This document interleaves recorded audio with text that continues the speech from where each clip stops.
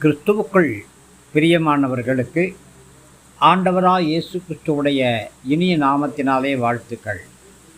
இந்த நாளின் தியானத்திற்காக நாம் எடுத்துக்கொண்ட வேத பகுதி ஏசாயா தீர்க்கதரிசன புஸ்தகம் 61 அதிகாரம் 7 வசனம். உங்கள் வெட்கத்துக்கு பதிலாக இரண்டத்தனையான பலன் வரும். லட்சிக்கு பதிலாக தங்கள் பாகத்திலே சந்தோஷப்படுவார்கள். அதன் நிமித்தம் தங்கள் தேசத்திலே இரட்டிப்பான சுதந்திரம் அடைவார்கள். நித்திய மகிழ்ச்சி அவர்களுக்கு உண்டாகும். பிரியமானவர்களே, வெட்கத்துக்கு பதிலாக இரண்டத்தனையான பலன் வரும். எந்த காரியம் உங்களை வெட்கமடைய செய்திருக்கிறது? எந்த காரியம் உங்களுக்கு தலை குனிவை ஏற்படுத்தியிருக்கிறது? எந்த இடத்திலே ஜனங்களுக்கு முன்பாக தலை கவிழ்ந்து இருக்கிறீர்கள்? ஆண்டவராகிய கர்த்தர் உங்களை பார்த்து சொல்கிறார், இன்றைக்கு உங்களுடைய வெட்கத்துக்கு பதிலாக இரண்டத்தனையான ஆசீர்வாதங்கள் கடந்து வரும். உங்களுடைய வெட்கத்துக்கு பதிலாக நீங்கள் சந்தோஷப்பட ஆரம்பிப்பீர்கள்.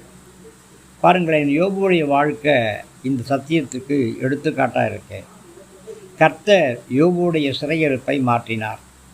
யோபுவுக்கு முன்னிருந்த எல்லாவற்றை பார்க்கிறோம் இரண்டத்தையாய் கர்த்தர் தந்தருளினார் என்று யோபு 42:10 வாசிக்கிறோம். ஆம், ஆண்டவராகிய கர்த்தர் நியாயத்தை விரும்பக்கூடியவராய் இருக்கிறார் என்று ஏசாயா 61:8 நாம் வாசிக்கிறோம். பிரியமானவர்களே, ஆண்டவர் உங்களை மறக்கவும் இல்லை, உங்களை கைவிடவும் இல்லை.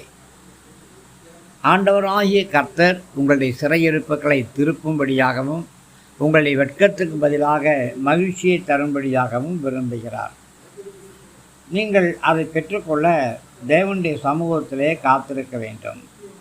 யோபு தன்னுடைய நாவினால் பாவம் செய்யாதபடி, எந்த இடத்திலும் கர்த்தரை தூஷிக்காதபடியாக கர்த்தருடைய பாதத்திலே தன்னை தாழ்த்தினபடியினாலே யோபுவுடைய சாந்த குணத்தை, சிறுமையை ஆண்டவராய கர்த்தர் பார்த்து யோபுடைய சிறுமையை மாற்றி, துக்கத்தை சந்தோஷமாக மாற்றி சிறையிருப்பை திருப்பினார். யோபு இழந்து போன எல்லாவற்றையும் 2 மடங்கு திரும்ப பெற்றுக்கொண்டார்.